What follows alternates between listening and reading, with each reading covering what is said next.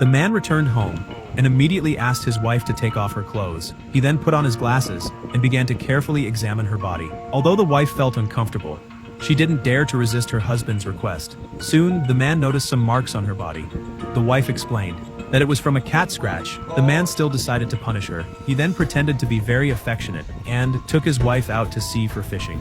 It was the man's favorite activity.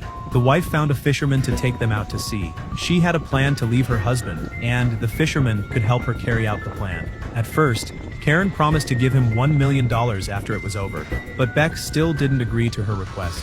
Until one rainy night, Karen came back to the harbor to find Beck. She reminisced about her past love story with Beck. She even put on the wedding ring she and Beck once shared. It turned out that Karen was Beck's ex-wife. They got divorced because of some reasons, but Beck had never forgotten Karen. Listening to Karen's words, Beck finally agreed to her request. Listen up. I will take him out tomorrow. You will drink. You will fall overboard. Sharks will get the heat. And I will get 10 million a cat. Afterwards, I will go somewhere. You will bring my son to me. And then we'll see what happens. But don't you bullshit me about love. Beck looked at the marks on Karen's body.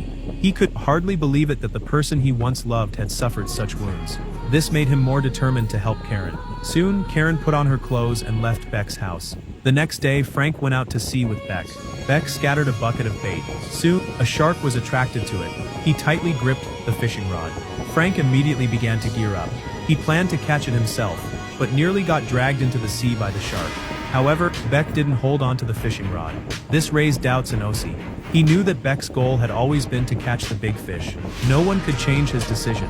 But today, Beck's behavior seemed strange. He saw that Frank was in danger. In the end, Beck saved Frank. They returned home together, ending their sailing for the day. Karen saw Frank return safely, but she was filled with disappointment. Frank made Karen pay him and left the harbor first. Karen had struggled with Frank for 10 years. She wanted to end everything.